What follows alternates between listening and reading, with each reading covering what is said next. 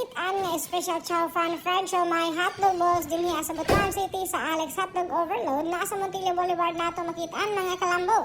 Okay, habahab man ta na-excite tungod kay viral man lagi kini siya sa maong YouTube and Facebook.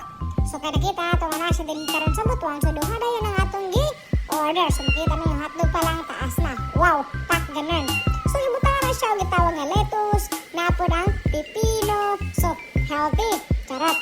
And butangan pa na siya karon og daghan kaayo nga mga mayonnaise overload gali no.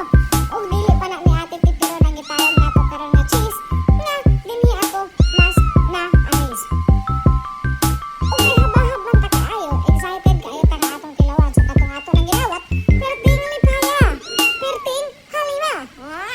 So atong kaunon kay di pa maigo sa atong baba kay gamay matag baba pero dako matag heart, no? So ato na siyang paspasan og kaon. So na, hurot na lang yun.